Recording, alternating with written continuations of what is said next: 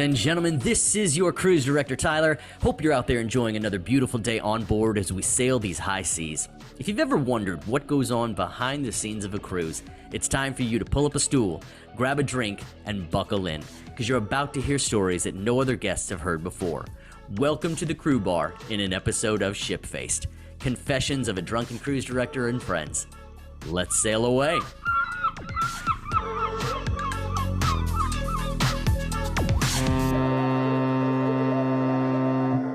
All right, ladies and gentlemen, let's go ahead and welcome Miss Natasha. Hello, Tyler. How are you? It's been nearly a decade. Like 10 years. This is crazy to see your beautiful face.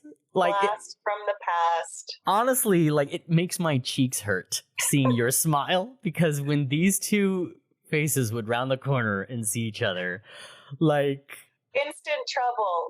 Instant trouble, instant fun. Back. God, I love that you just said that, because as long ago as that was, my other guests have been able to have amazing recall at what that life was, what it is. So before we get into all that, where are you? What are you doing? How is life? What's happening? All is well. It's kind of like half of me wants to keep it in the past, and the other half of me wants to relive it every day. It was the wildest, best years of my life. So now I'm back in Toronto, Canada, downtown, living the land lover's dream. Yeah. And that's it. You know what? Believe it or not, I still work in the travel industry. So okay. I'm never too far away. And I'll never forget the first time I stepped back on a cruise ship, not being a crew member. Oh, as a guest. As a guest. You did that. But before I worked on ships, I had never stepped foot on a cruise ship in my life. Really? So that's a little fun fact about me. I signed my life away having no idea what I was getting myself into. Okay, that's deliciousness we're going to get into with you. So absolutely. That's great. So you do have a cat or two cats? Is that what's going on in the background? So that is a post-cruise life dream of mine. So I actually owned a cat growing up. Maybe I was 13 or so. And when I moved away, I actually lived in Brazil for a year during high school. And then I moved away for college for 4 years. Every single year, there was another reason why I couldn't have my cat with me. Allergies, dorm room rules, whatever. And straight out of university is when I went to cruise ships. So we're talking 10 years of my cat's life, and I never had my cat. So the year I retired from ships is the year he actually passed away. It was devastating. This is a heart-wrenching beginning to our journey. Damn you, cruise life. You took my cat. You and I, we're definitely going to talk about the pros and cons of cruise life. But one of the cons was, being away from family and being away from pets. So no pets on board. I'm an independent woman, and I was like, what's the first thing I'm going to do on land? I'm going to buy myself 22 cats. She is a cat woman. Okay. So I want to jump back on with that. So right out of college is when you launched into this. Did this have anything to do with what you were studying, or how did this come about for you to join the cruise life? That's a great place to start. I studied business. I have a business degree, and my major was hospitality and tourism management. So in a way, yes, it's related, but also nobody studies cruise ships or cruise ship operations. That was not part of the curriculum, not even on my radar. So I come from a hotels background and a food and beverage background. Okay. So now as I'm graduating, I'm trying to figure out what's something that I can leverage that, so it's not, total waste of a degree, but something that's going to get me away, get me somewhere tropical, get me somewhere exotic, so that I'm not just, my biggest fear was graduating school and getting locked down into a job right away. So I was interviewing with airlines, with Caribbean resorts, with teaching English as a second language in Thailand. Some tea song, yeah. that was going to get me away. Yeah. And that's when cruise ships landed in my lap. Cool. Okay. I must have been 21 when I started. And I think I did 3 years on board ships in the end. It's, you know, it starts as a 6-month contract and just parlay, keep going. It's addictive. Yes. Yeah. Well, we're going to talk about what's addictive about it then. So at 21, you just started researching cruise lines and positions available on board, and you found... So that's not how it happened whatsoever. Okay. It never crossed my mind. That's what's so funny, because Canadians don't cruise. We're actually very, very, you know, in the infancy stage because we don't have the drive market. So we're just really not exposed whatsoever. I have never been on a cruise a day in my life, not even for a vacation. I had no interest. We are resort people. So it literally fell in my lap. It was something completely unrelated because if I'm not traveling, I love being on TV in some sort of way. I've always had a fascination of acting so I responded to an online ad for a game show. And I was a game show contestant. And I'll tell you, this is X-rated. Give it to us. That's why we're here. Okay, so this show was called Never Have I Ever. Is the name of the show? The show was called Would You Rather. Oh, okay. Yeah, like the game show, right? Would you rather?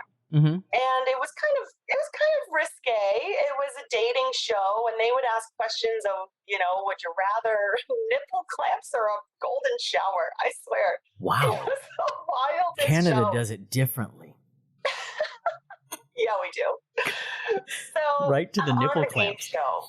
But when we wrapped, the producing assistant said, you know, we'll keep in touch for any future projects, you know. And sure enough, she emails me with a completely, you know, I'm thinking it'd be other acting or other television show opportunities. She was promoting this job on board ships. It's very unique. You don't work for the cruise line. You work for a publishing company. And it's a job called Port Shopping Ambassador. So basically, every single cruise, and if you've never cruised, you had no idea it existed. Every single cruise. What a PSA would be, other than Port Shopping Ambassador service announcement. Okay. Yeah. Port Shopping. Sorry. Well, yeah, different PSA. So if you've never been on a cruise, you don't know, but these cruises go to different islands in the Caribbean. And in each island, there's an incredible amount of shopping and an opportunity to do some big shopping, like tens of thousands of dollars in diamonds and watches. And there is a person on every ship that promotes this shops ashore. And that's what landed in my lap. It sounded like a dream job. It almost sounded like a scam. And if I had gotten that email from someone I didn't know, there's no way I would have dove down this rabbit hole. But I knew this person, and they were doing interviews in Toronto at the Four Seasons. And I was like, yeah, I want to travel the world. Yeah, I want to make a lot of money. Let's do this. In conjunction. Let's do this together. Exactly. Yep. So I flew down to Fort Lauderdale, a couple days of training, and they just plopped me on a ship.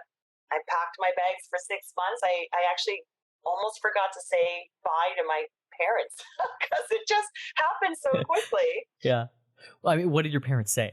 They're like, you're doing what? Yeah, my mom definitely thought it was a scam because, you know, they're saying you can make like 50 grand in 6 months kind of thing. And I was like, fresh out of school. She's like, Natasha's joined a pyramid scheme. Yep. And no, I really did forget to tell my dad. So he called me on my birthday and he's like, oh, when can I take you out for dinner? And I said, oh, I'm in Miami. I'm not coming back for 6 months. Forgot to tell you. But they're supportive in one way. But as you know, as it progressed in the years, you know, year over year, I started to get that pressure of what are you doing with your life? Are you ever coming home? You need to settle down. You need to have kids. You need to have a family. You know, you can't just do this forever. And I'm sure every crew member around the world has heard that pressure. Right. Or can you? Exactly. Right. Because, like, we know those people out there who are like, how long you been on board? I'm like, well, a year. How about you? Well, 18.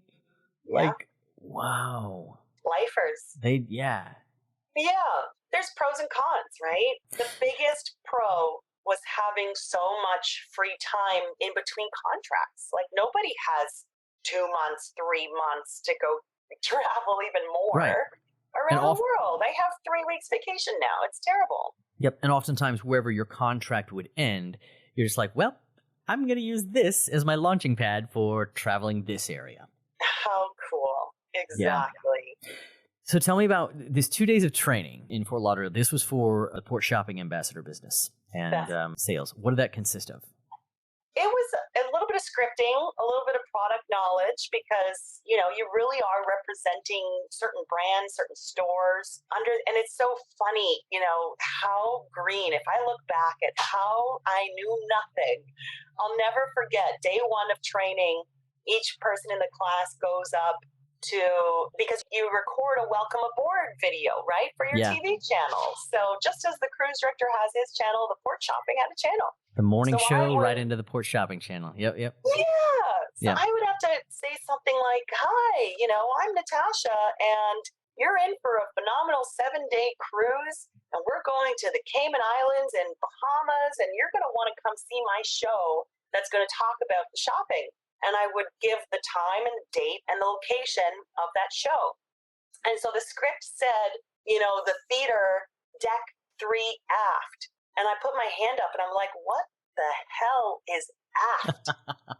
And they kind of laughed and they're like, that's what, you know, in ship world, you call the back of the ship. I'm like, that's dumb. Yeah. So I incorporated it into my speech because I said, you know, no one's ever going to know what that is. So I said, come see me, deck 3 aft. That's the back of the ship. And everyone's just bursting out laughing. And I got the job. Right on. It was all just scripting and preparing you for that ship life. Yeah. But they did not prepare me enough for what's to come. For ship life. So you walk up that gangway with, how did you do packing wise? Did you have 1 bag, 2 bags? Oh gosh, that's a good question. Because your contracts were how long? So it was supposed to be 6 months, but I didn't come home for 9. Oh, 6 months on board, and then you opted for another 3. That's right. 9 months. 9 months. She had a ship baby. I always think about that. Yeah. I could have had a baby on board. So hear enough about that. You know, what happens there? Right. I'm sure babies happen. Yeah, I'm sure they do. I think I had 1 checked bag. I think I had either 1 or 2. Maybe I did have 2 full luggages. I packed a ridiculously dumb amount and ridiculously dumb things. And I ended up, you know, walking to a FedEx in Fort Lauderdale. Shipping it all back. 6 months down and shipping. None of it, I think, even made it home because I didn't put the declaration forms. It was just, I paid $100. I said, just get rid of this. This is just taking up space. Oh, yeah, I did man. the same thing. I had 2 large checked bags, packed to the brim for my 4.5 month contracts, and then a giant backpack. And you wear 1 pair of swim trunks and sneakers. Like, not once did I get in that pool. They saw us coming up the gangway, like, fresh fish. No clue what they're meat, doing. They called us, didn't they? Yeah. So being fresh meat, getting on board with your way too much packed, where did you drop that off? Where did you unpack? Oh my gosh, that first contract. So first of all, it was a brand new ship that was just built. And second of all, I was an apprentice for the first 3 months. So it wasn't even my ship. I was going to be the assistant for someone else. So luckily, you know, that does set you up for a little bit of success, that you have someone who's looking after you. I felt like a child under the wing of my mentor. And, you know, they're saying, okay, you got to go check in at HR. You got to go get your photo taken. You got to get your ship pass. You got to get your, what it was, the I-94 and all the paperwork and customs. And then you have to go to safety training. It was like a whole day of watching videos and classrooms. And the funniest thing, I look beside me in my class, and there's this older gentleman who looks like Rod Stewart sitting beside me. And I was like, is that Rod Stewart? Tough times, Rod. I was like, who are you? And sure enough, this ship had an entertainment show called Legends in Concert. And it was the Rod Stewart lookalike. Okay. Gotcha. So like the Vegas Rod Stewart was there. Yeah, he was the Vegas Rod Stewart was there. And he had just, he looks like it just in person as much as on stage. It was hysterical. Amazing. Did he learn CPR training next to you then? Yeah. To a Rod Stewart song? I mean, I don't know any. Oh. I can't help you there. I don't know if maybe I went to his show once. So you did all the ship training as well, because on top of knowing everything you need to know, at the end of the day, you're a ship employee, and essentially all ship employees in one way, shape, or form have to know what to do in the event of. Yeah, and some of that is brutal. So the classroom stuff is fascinating. I learned a lot. There's this one video I think every single cruise line shows, and it's that, what is it, end of the 80s or early 90s, where the guitar player saves the whole ship. Like the captain had abandoned ship and the ship's going down and he's on the radio. I mean, it's the wildest video. Yeah.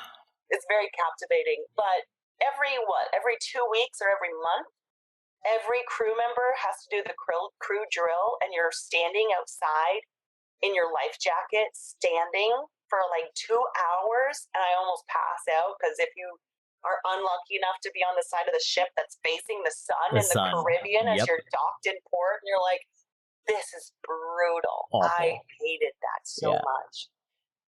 Yeah. And then you made it to your room. Now, I made it to my room. Were you in the guest quarters, or were you in crew quarters? I was always, every single contract was always crew quarters. And there's benefits to that, of course. I liked it there. But I typically had a pretty good room. My gig had a private room, so I never had a roommate. And this particular ship being brand new, they somehow finagled the contract to be a porthole. So, not bad at all. It's so hilarious how everybody whinged like it had a window. How huge of a deal that is. And when we're talking about 125 square feet, or just the most. I was going to say 90. I think mine was 90 square feet. I was being generous with that square footage. So yeah, that's cool. Everything. That's life. Yeah.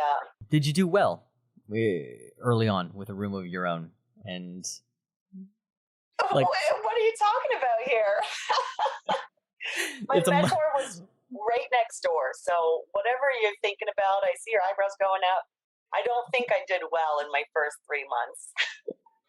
It was a multifaceted question. At least it turned that way.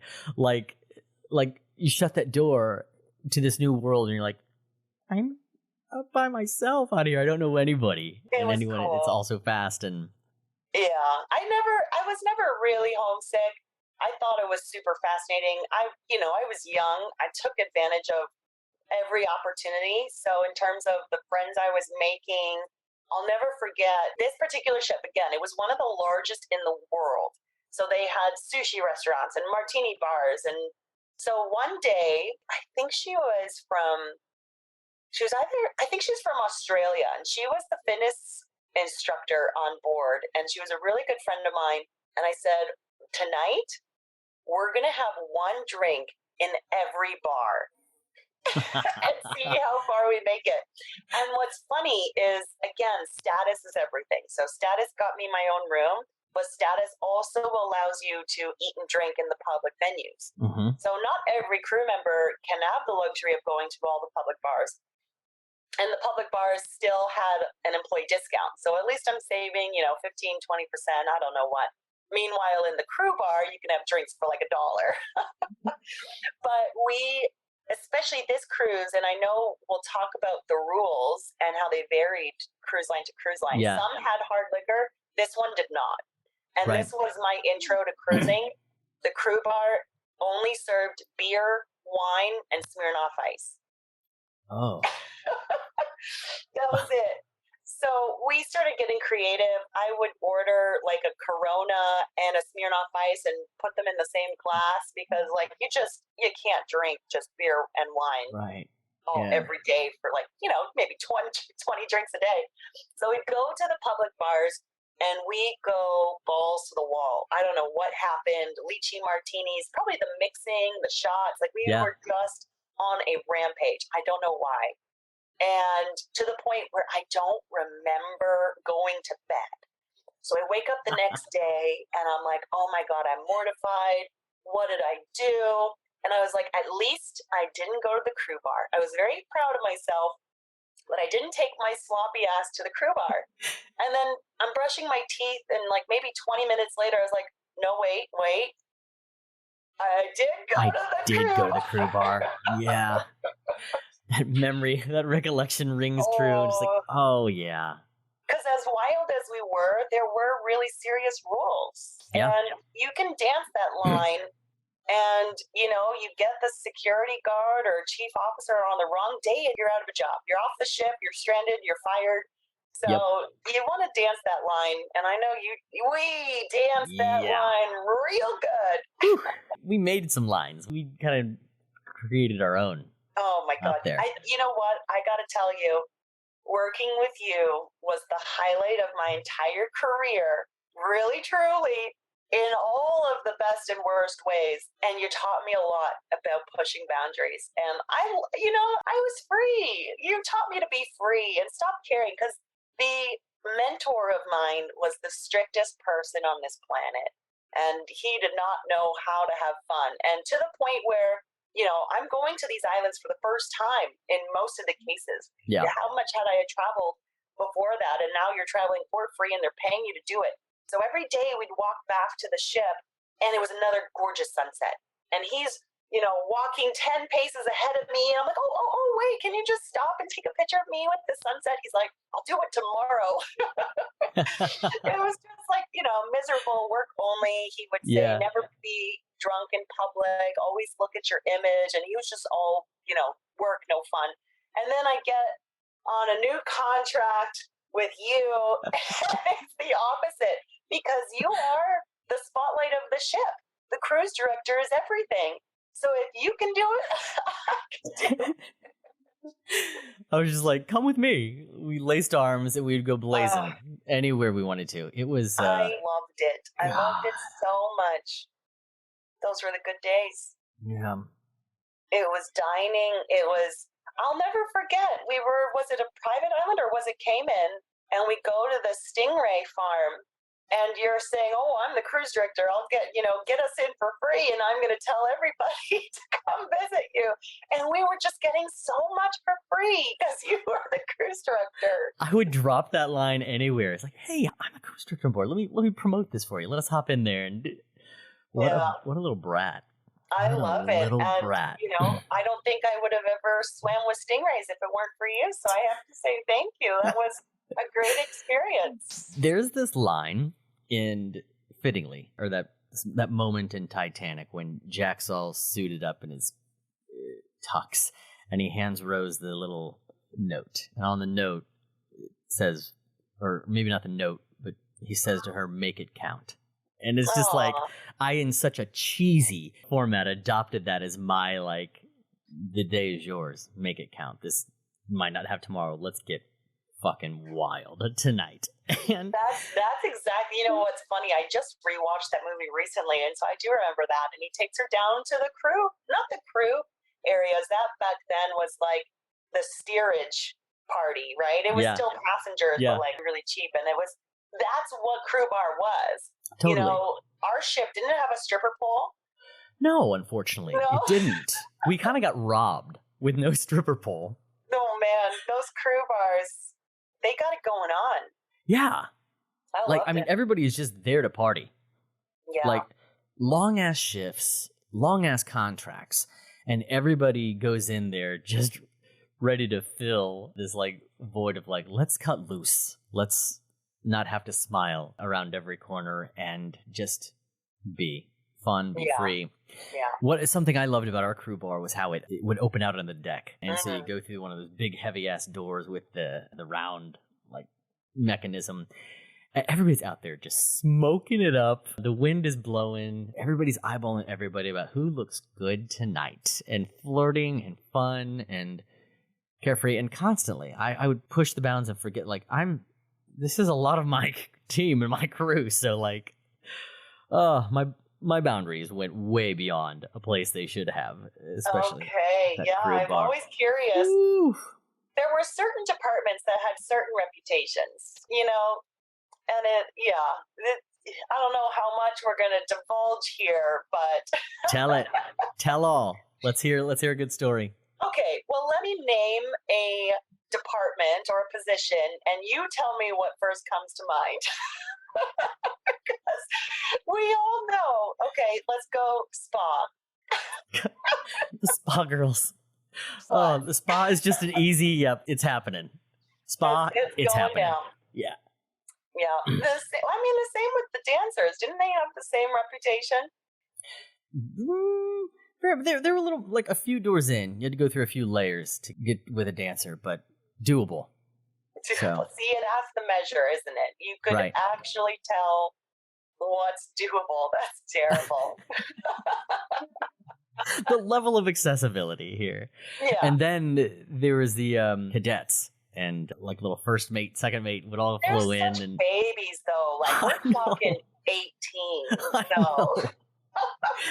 And they're I just wouldn't touch them. right. Those dancers would though. They find that crew bar like fresh meat, and it's like, oh, some That's so true. Italian love happening or Dutch. Oh, don't get me started on the Italians. I did work. You know, it's interesting because certain lines have certain nationalities that are prominent, right? Yes. Most of their officers are actually Dutch, and so most of their officers are Italian. And I'll never forget, like, they're ordering their uniforms 2 sizes too small. So they got their bulging muscles on deck with their stripes and their aviator glasses, and they're walking around, chow, like, and they're picking up passengers. I don't know if you know that much about, rule number 1, the one and only, like, we'll talk rules. Rule number 1, you're not allowed to be in passenger cabins, right? We all know that as crew. Rule 1. You don't touch guests. Off limits. However, all these chow Italians, they were doing it every day, picking them up on the pool deck. Yeah. And how are you going to pass that up? Like some Italian aviators and stripes walking by with that accent. Come on. It's over. Passengers wanted. I think one night I heard an announcement searching for a passenger, and I think she was in a crew cabin. She was on her honeymoon. And the parents, no, she was cruising with her parents, and she got lost into an officer cabin, and they made an announcement in the middle of the night for that one. Wow. Mom and dad found out. Hilarious. Yeah. Talk about boundaries, because there's cameras, right? There's cameras in the corridors. Well, now, like some of those ships, early 2000s, were there? I don't know. Around every corner and all that stuff. Yeah, you always had to. Am I being videotaped here? What's being seen here? But then 4 or 5 drinks in, you forget and you don't care, and you're just running amok. So, being young, being single like that was for you. Did you find room for relationships on board, or was it more just fun? I don't think you would want to survive a contract without a relationship. So I was always on the hunt. But I'd get taken off the market pretty quick. And then, you fall deep, it's real, and it's serious, and it's monogamous. And so I really had 3 contracts in 3 years, and I had 3 serious relationships on those contracts. The only real downside is the fact that I never came back to the same ship twice, so it never lasted the long distance, Yeah. God, that's such a wild thing to say. Just like to know that a relationship just isn't sustainable on board for such a majority because you're in a contract, even within the same cruise line. You could be on a different ship, different itinerary. Yeah, and that was the downfall. I think, especially for the fact that I was a third-party contractor, an independent contractor, was an extra level, but because I know a lot of people who have found their partner and are married to this day, and they both came off ships together and they have kids together. There is something seriously flawed with the regular world that the cruise world actually has nailed. And I think it is the presence of choice. If you live in a big city, and especially now with the online stuff and the app dating, you can just swipe right till the cows come home. Right. But on a cruise, fresh meat, it only comes in once a week, and it might only be, 5 people that are eligible. So you very quickly are going to look through that 1,000 crew members and narrow it down within 7 days. And you're like, you're my person. We're going to do this together. He's got cute ears. I think one time, Yeah, I searched this one contract. It was kind of hard. It was hard. I was like, I don't know. I'm not seeing any quality meat here. And then I was like, well, he's kind of funny. Let's go with him. Right. That is so perfect the way you described that. Like, your dating options are these three. Okay. Yeah. Yeah, because it narrows down pretty quickly. Let's say there was 1,000 crew members on board. Okay, who's in your age category? Because you got 6-year-old engineers that you Right. right. So then you're gonna say, okay, who? If you're interested in someone who speaks English, right? There's a humongous amount that are Filipino, married, family back home. They're sending money to. So you're gonna take away all of the housekeepers and the dining room servers. So now you're down to, let's say, 200. And then you have your singers, your dancers, your entertainment, your casino dealers. We can name all of the different categories. Who's already taken because you just got there and you don't know who's in a relationship. And you find it down to 3, as you said. Yeah. You go on this world tour within from deck to deck. And then the dating show, you pull up your top 3 and would you rather? My first relationship was Slovakian. My second relationship was Dutch. And my third was English. So it definitely is an international pool. Yeah. Yeah. Yep. It's wild. Of those 3, who topped the charts? It's got to be the Dutchman. What is it about the Dutch? They're just so tall. They are. They're abnormally tall. And that accent, it's very charming. Yeah. You thought of Holland. Okay. So, out there doing this Port Shopping Ambassador business, what were you making? What kind of money are you making? We talking about? You know what? It's like the best kept secret because nobody really knew, including the cruise lines, because I was not paid by the cruise line. Right. So I mean, it's an insane amount of money because you can clear $100,000 in a contract, and that's wow. Yeah. But that's the thing is, it depends on the size of ship. It depends on the run. It depends on the passengers. So some of these people are pulling like 5 to 10 grand a week. Like, it's ridiculous, and I don't think it really exists anymore. Pandemic and evolution. It was a good run while it lasted. In fact, before Port Shopping was legitimized, it was the cruise directors, right? They would go into town and teach port of call, and those shops would just pay them envelopes of money basically under the table to promote these shops. Just like what you were trying to leverage in today's society was a real, seriously real thing where you'd say, oh, you go into Joe's Diamonds and tell them the cruise director sent you. And that was an actual business until one cruise director legitimized it and screwed every other cruise director. Damn it, Todd. Yeah. He ended up becoming the mayor of Miami at one point, so he's doing all right. Wow. That's an interesting story to trail. Huh. And so how would you make this money then? Explain the structure. Yeah, well, it was really just all of the passengers who were going into port who would make these purchases. Like, you would get every now and again this Russian family cruising, and they'd spend $50,000 at the Cartier store. Like, shopping on vacation, it's kind of like chicken and the egg. What came first, the cruise ships or the shops ashore? But there's a reason why those shops are there. And the deals are great. So there's a reason why the cruise passengers are so hell-bent on shopping when they go ashore. So you would get a tiny piece of it's, it's not commission-based, right?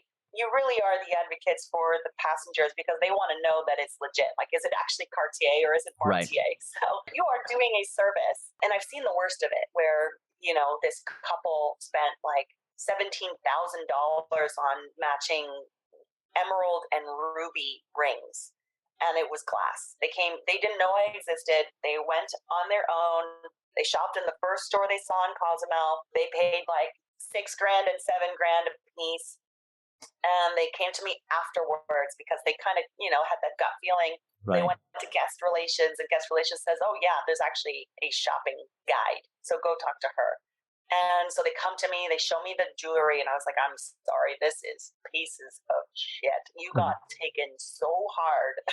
Shit. So I definitely know the value, and we ended up actually able to get their money back for them. So the stores will pay kind of like annual or contractual dues to the publishing company because they have the TV channel in the room, they have the magazine on the table, and then they have the live presenter as well as a third piece. So they're paying for all of that promotion in so many different ways.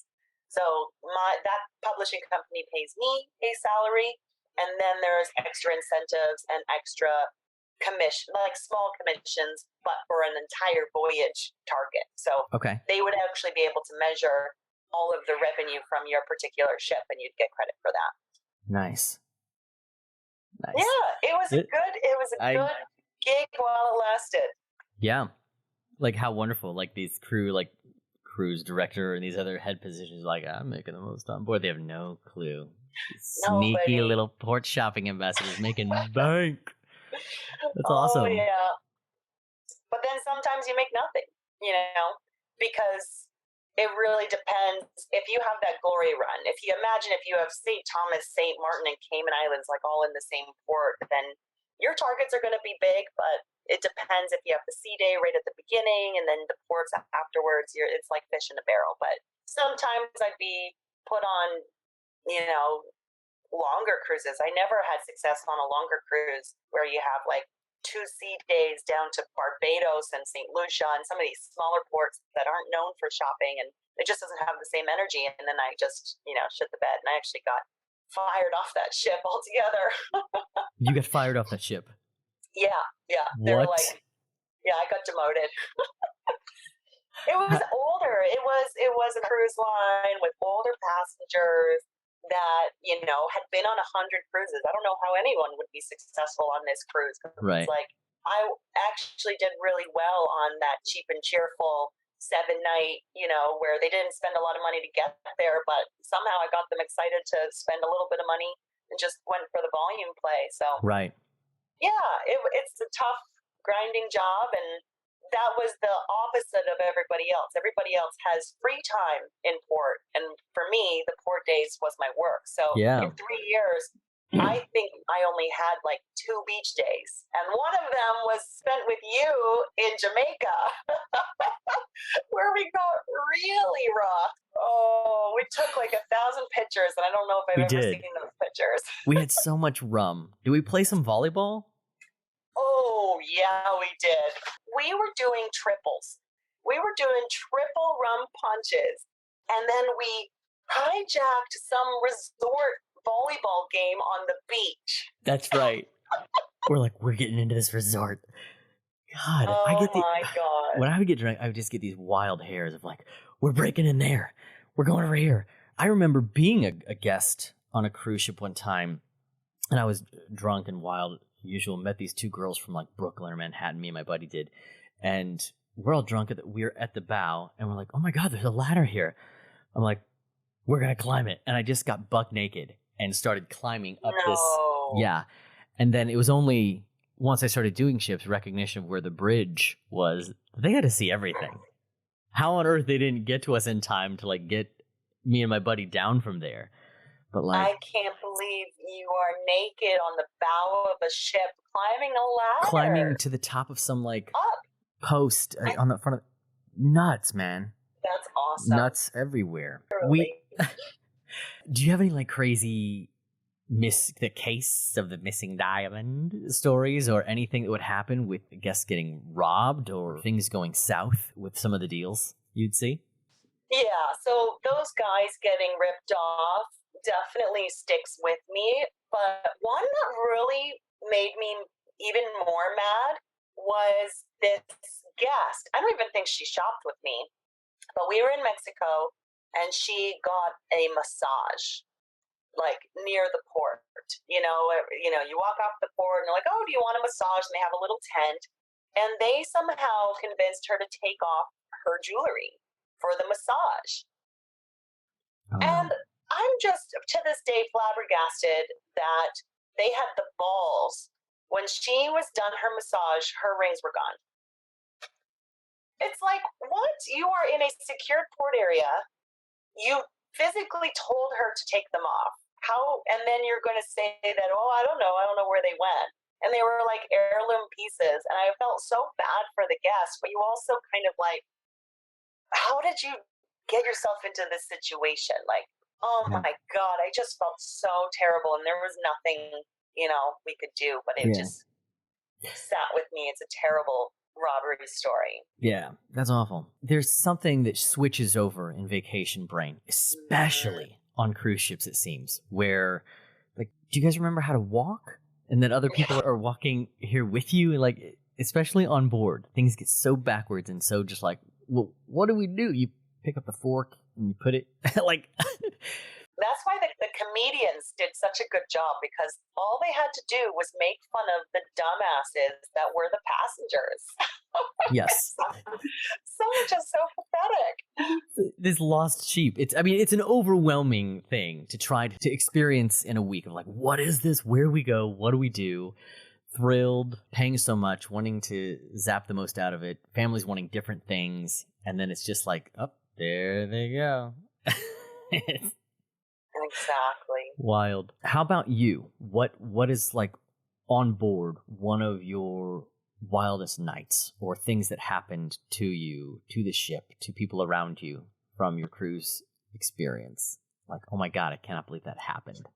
Yeah. I don't know if I can pinpoint one thing. I actually have wonderful memories and wonderful stories, like crew parties in crew cabins. We're talking about 90 square feet. How many people did you get into those 90 square feet? And you were just packed. And somebody, because another rule is you can't have bottles of liquor in your crew cabins, right? So somebody gets their hands on a bottle of liquor. Yep. And the party's over there. There was one cruise line that had pizza delivery, like in the box, like a whole pizza for the crew pizza line. So we're ordering pizzas and we're eating off the floor. We're just absolutely hammered. And there's got to be like 20 people in one cabin who has a sound system that could fill a stadium. And you're just blaring music and you're from all over the world. I think that was just the best. It's honestly like a college experience, but at sea, with all these people you would have never met otherwise from all over the world. You know how they say the youth is wasted on the young? I feel like crew life is kind of a do-over, because you're not that young. No. You're 20s, 30s. Some of the people in that room were in their 40s, I'm sure. And you get a do-over of college life. It feels like dorm, situations where people are decorating their tiny little room and being all mischievous. You should know better, but you still do it. And it was awesome. Yeah. That notion in particular is a little bit of an epiphany for me, because I was definitely not 20 when I started cruise ships. And I mean, I did not go to a great party school growing up. So like getting that experience, I think I definitely relived some of that, why I got even wilder than I was on land. Wow. Sure.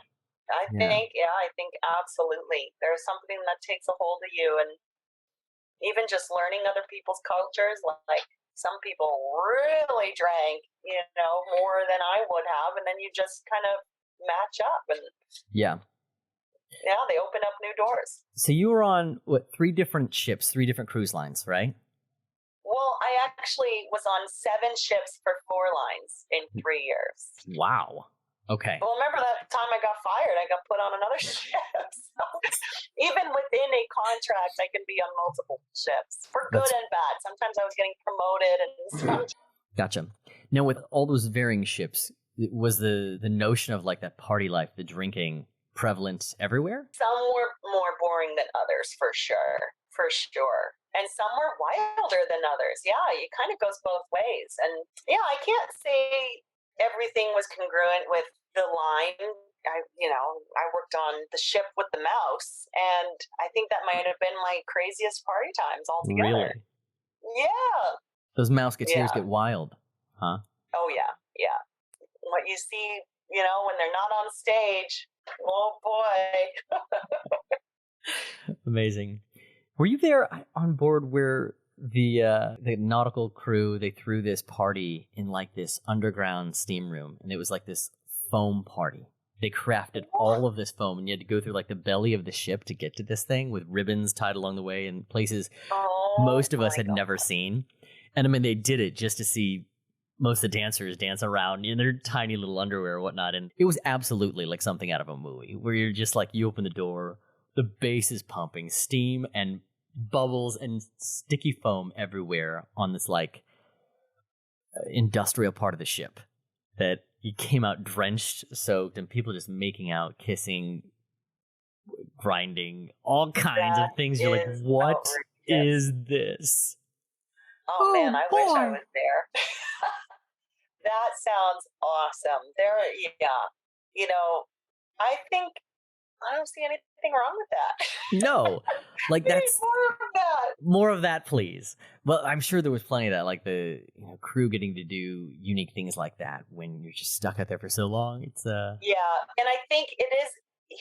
They say happy crew is a happy cruise. So there is a responsibility from the top down, from the captain and all of his officers, to make sure the crew are happy because it will come back in service. So totally. On one of my contracts, we wanted 100% score on that post-cruise survey. And so the captain would say, okay, if we get 100 this week, I'm throwing you a party. And we crushed it and we got 100. And so he threw us a party. But we constantly kept getting this party week after week. And again, it's still just Heineken in the disco. Like, how many Heinekens do you want me to drink? And they're, balloons. And sure, it's great, but we were over it. And so he knew he had to step up his game. So he says, okay, if you get 100 this week, we will overnight in Nassau. And we just go balls to the wall. We were so excited to have a night in port, because that's one of the downsides is you don't feel like you have nightlife. Yes, there is crew bar, but you're never on land. Like I remember when we overnighted in San Francisco on a weekly basis, I was in a taxi cab, like going to a bar. I was like, this is awesome. Like I actually feel human again. Yeah. Instead of a seafarer all the time. So tantalizing overnight in Nassau, and we crush it. We get 100, and I finish work at 4 p.m. and I go back on board because my work is in port. I go back on board, I change, I come back out. We're taking the shuttle to the casino. We are going out. And I'm teaching the poor German spa manager how to gamble. She's never gambled a day in her life. And I'm in the shuttle bus being like, okay, you hit on 17. We're playing blackjack. We're going out. We're going to gamble all our money away. And we win. We win big. We win so much money that we treat ourselves to dinner at Nobu restaurant at Atlantis in Bahamas. Nice. And so now we're just two girls at the bar. We're feeling, now we have a whole room of fresh meat and guys are buying us drinks. And then we ended up in the nightclub all night until like 4 a.m. I think I dragged her. I think I had to drag her ass home. She was so drunk. It was great. I corrupted her. I take full responsibility. There's so many shifts that were worked through a hangover. Just like constantly pushing through those wild nights and hangovers to be present and do your job, what you needed to do. And it's crazy the pace of it all, particularly that I took. And it's amazing looking back that my body was able to keep up with as much that we went through and did. There are so many memories that are just flashing before my eyes. Us running down the cobblestones of San Juan might have been the funniest night ever. What was it? Like a 7-course Michelin star meal. And we were late on board. It was like 11 p.m. And the ship is honking its horn. And they said, cruise director and shopping guide are back on board. Over the freaking PA. All the passengers are hooting and hollering because they can see you. It's pitch black, but they can still see you. See us running. And they saw us running all the way down the hill. I talked to one of the bridge officers who said, we could see you. Staggering down. And you had to go and start the show. Take on a show. and you're slurring.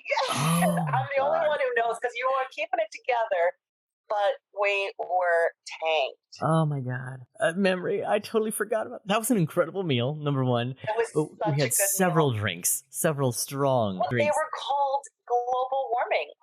This is literally That's right. 11 years ago, and it was the best night of my life. That was in San Juan in and of itself. But you and I in that restaurant, oh my God.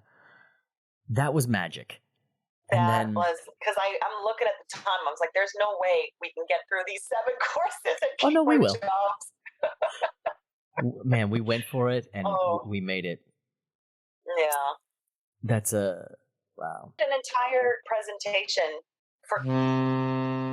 So it started in LA, I think, and finished in Fort Lauderdale. So 14, 15 nights. I had never done it before. So how do you expect me to lecture on places I've never been? Right. So I was working so hard on this Cartagena, Colombia presentation because I needed like an hour worth of emerald history, Cartagena, colonial town and city.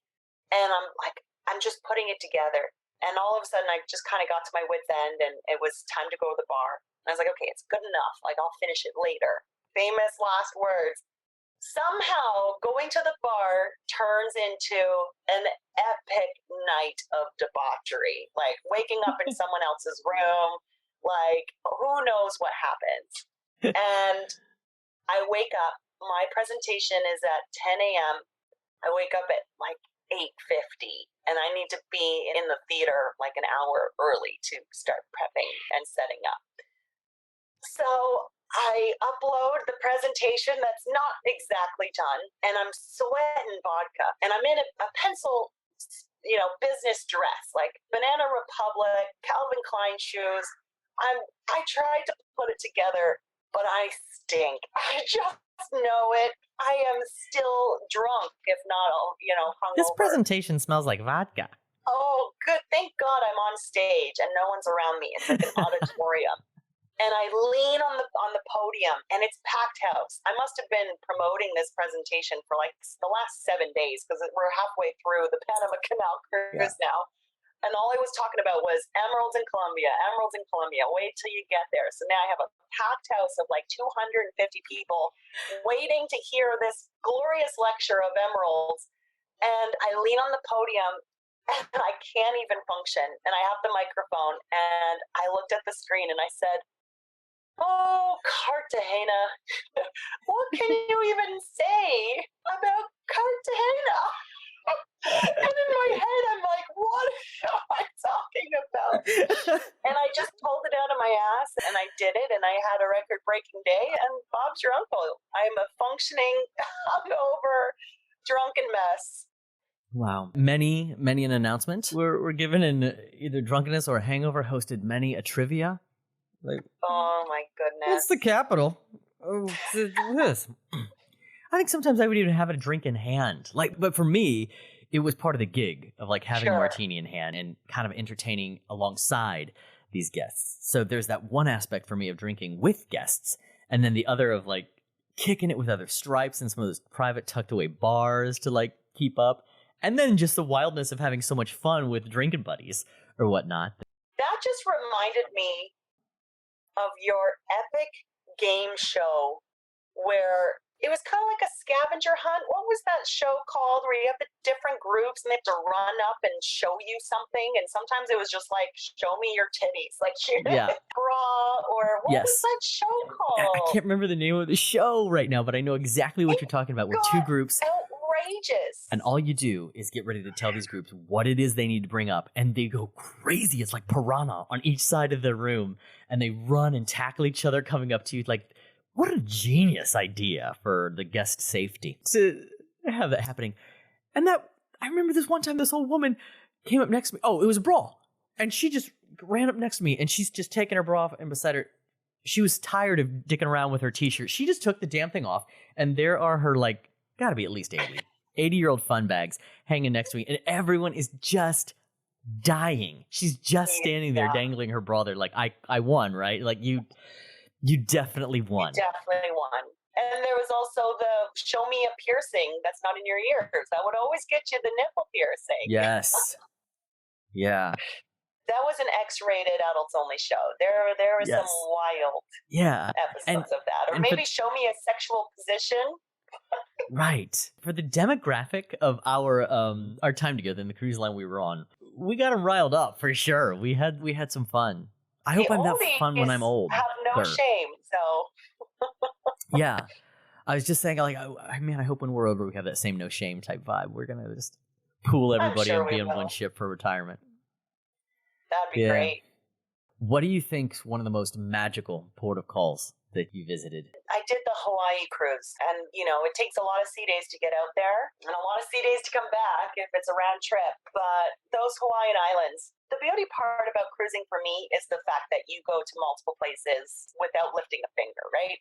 Nobody really likes to fly or likes trains or buses. So if you want to do Hawaii, being able to cruise, I saw all the islands. I had never been to Hawaii ever before. So this was great. Even as a crew member, you're having new experiences. And we went from Maui to Kauai to Hilo to Oahu. And so you just, now I'm an expert in Hawaii and the mountains and the waterfalls. I went skydiving. In Hawaii. In Oahu. One of the not passengers, one of the crew members, one of my friends, he says, "Oh yeah, so when we get to Oahu, we're all going skydiving." And there was like 8 of us, and I couldn't say no because that's just not in my DNA. And I was petrified. I was absolutely terrified. And that was the coolest thing ever. I love it. Yeah. God, were you on the party bus in Curacao? A party bus in Curacao? Nope, that doesn't sound like me. Okay. I have to work that day. All my contracts kind of blend together because I was just so perpetually drunk through all of them. It's funny, like as drunk as I was, the memories of the goodness are still there, mixed with me anyway, of so much that needed to be corrected in my life of alcohol abuse and a perfect like freeway for me to do that. Because like I said, it came with the suit for me. So it was a perfect little hideaway of not identifying or understanding the depth of which, like, okay, that's a bit more of a problem for this guy than everybody else just having, like, wild cruise time.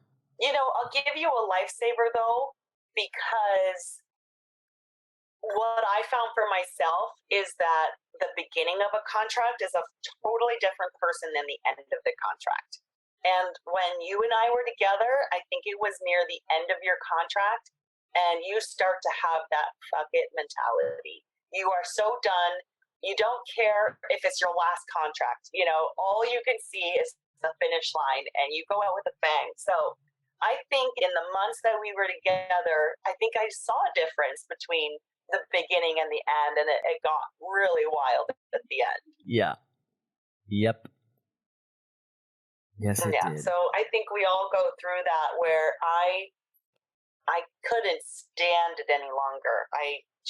You're annoyed with everybody. You're in the same environment for far too long to think that you live it, you sleep it, you work it, you play it, all in the same confines. And I would just agonizingly count down the days to the end of the contract. And as soon as you get home, you're like, oh, it wasn't that bad. I could do it again. You reset real quick. Right. Do you think you'd ever do it again? 100%. I dream about it all the time. Are you serious? Yeah, I'm not that young, but I'm not that old, and I feel like I still have some unfinished business. So I always say, if I lost my job tomorrow, I'd have no qualms with that because I know where I'm always welcome. Yep. It's like a safety net. Yeah. Same thing. I talk to other guests have remnants of that. Going by the ocean, hearing ship news, ship stories, or you see one in harbor, and it kind of calls to you, and I could hop back on that thing at any time. Yeah, that's exactly. I just remember the feeling. Like I'll never stop admiring the beauty of them. Ever. They're the best. We had many good talks at the top of the ship with drink in hand and just watching the water at night. Those were magic memories for me too. I do remember that. Yeah, there's something about a ship at night that holds special like, I don't know, maybe it's, the dark abyss that you just physically can't see, safety blanket. But yeah, drunken, slurring, honest, candid conversations is what we had. Yep. Yeah, I Yes, felt we very did. free. What did we talk about? Do you remember? Everything. Sex, life, love, loss, people we couldn't stand around us. Wow. It was a great time with you. You truly were one of my favorite parts of cruising, one of my most fantastic memories. Oh, I love hearing that. It's mutual. It was definitely my favorite. What do you wish were different cruising or working on a ship, or was just different with the cruise industry in general? I think for me, it was, it's a double-edged sword, because the one thing I didn't get from cruise, and as I said, is very plausible, is that love relationship long term. Yeah. So a part of me wishes that I was able to go back to the same ship time and time again. But at the same time, I think I'd get real bored. I can't sit still for very long. So I don't know if there's much to change with the cruise lines, because, rules are in place for a reason, as we have tested. So, it was perfectly balanced, where I really feel like we had a lot of freedom. We had a lot of freedom, but we also felt very safe.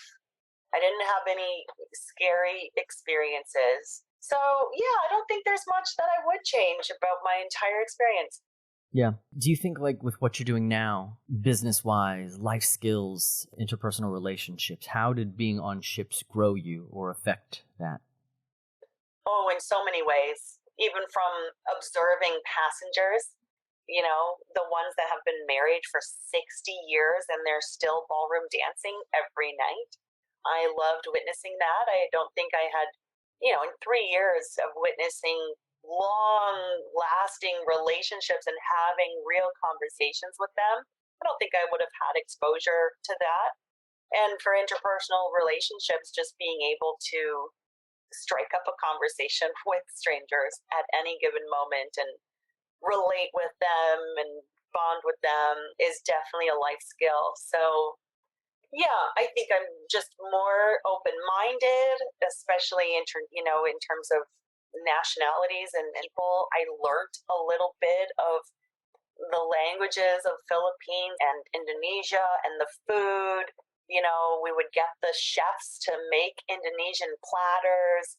So I think you are so open to everyone's circumstances, the ones who are married, whose families are back home, and, they know how to work hard and they know how to play hard and they're there for a reason. And so I think just appreciating just the big, beautiful world is what I took away from that. It's a big, beautiful world in and of itself. As you're sitting here talking about that, I remember the cultures of the Philippines and the Indonesians, and just how warm and wonderful being around such people I would never have had the opportunity to be in such close proximity with, like that. I think they had some underground parties that I only really heard about. Something about laser lights, black market that they had their hands on. If you call sea level, deck 1, and then we lived below that on A deck, and below that is B deck. B deck. The parties were on C deck. C deck is where you get down those stairs, and you've come to a party. Oh, God. Where did you guys get that snake blood? No, I haven't. I don't recall. I think only a few times did I ever venture down, oh my God, what's this magical place? In my late night meanderings. Like when I would drunkenly... laser lights. And totally. DJ. And you'd hear all these various beats coming from rooms, and yeah.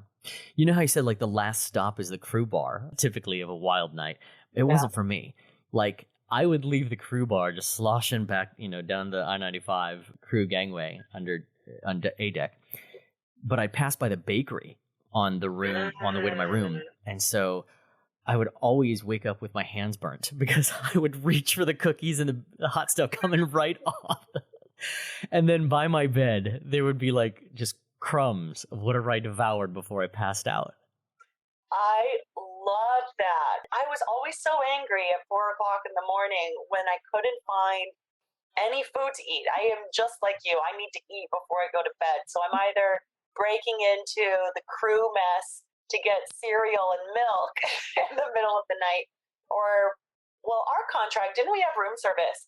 We had full access to room service, but we just had like the opposite of priority. So any guest ordering, so it would take a solid hour to get a club sandwich. And I would try to stay awake, and I ended up putting the door on the latch so that the door was open and the lights were on and I'm fully dressed.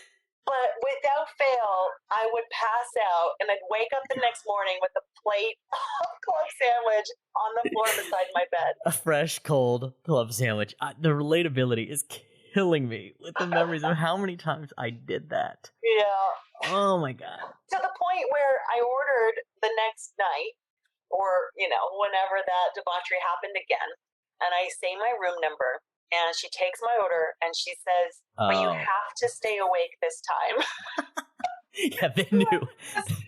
They remember. The food reported it. I would try to tip so well because it was bad. It was just the orders of what I would ask them to bring me, number one. But then two, those times like, I'm sorry, I fell asleep again. Man, it's again, nearing a decade ago we're talking about. And when we start pinging back and forth, the memories are so fresh and wonderful. Oh, yeah. Yeah. What would you say to anyone considering working on a cruise line? Oh, goodness. I wholeheartedly say do it. You are missing out if you don't do it. If you have any fears, that's the reason why you should do it even more, because it is life-changing. It's eye-opening. It's a door opener. I wouldn't change it for the world. So, take the leap, be open to it, and just jump in. And one question that I am going to ask all my guests, and I ask you, what do you think we need to enjoy this journey? I think it really comes down to an open heart and experiences. You never hear about someone regretting experiences. You hear about people regretting what they didn't experience. So the person who has the most amount of stories, good or bad, right? They're stories, they're your life. So to enjoy my life, it is the memories. And I relive them. I swear to you, even before this podcast, I think about them all the time. Same. Is there anything you wished I would have asked you that I didn't? No, I think we covered so many different aspects of crew life, the pros and cons. I think the one thing that just grinded my gears the most was the tiny triangular shower with the shower curtain that will not get off of you. It's a part of the experience. Yeah, or the showers that just flood the whole bathroom. Like, who makes them like that? Yeah. The bathroom was painful. The bathroom was the biggest bane of my existence, of the entire cruise experience. It's just like tape off the tiniest corner you can of one of your rooms and stick everything in there. A toilet, little sink, and shower, and have fun. Soap up. Sometimes I had a really big room, and it's still the same size shower. Why do you have to do this to me? I would have like 10 closets, maybe 200 square feet, with a single bed and a triangular shower. Yeah. But no, I appreciate this opportunity to reminisce and share the good, bad, and ugly. Some people were miserable pricks, and some people changed my life forever. Thank you so much for sharing all this, Natasha. Your stories, they're wonderful to hear, and you're just a delight to talk with. Thank you so much for having me. So thanks for being on.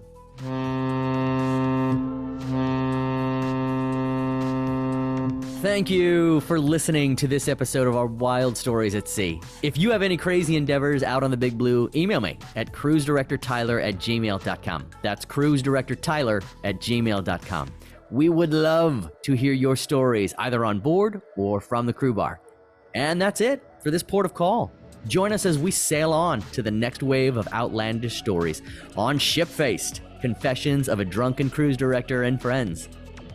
A quick disclaimer, while this podcast is based on the experiences of me and my guests, certain details may have been modified, and for privacy purposes, names of any all parties may have been changed. The views and opinions expressed here are mine and my guests, and not that of any brand I may be affiliated with.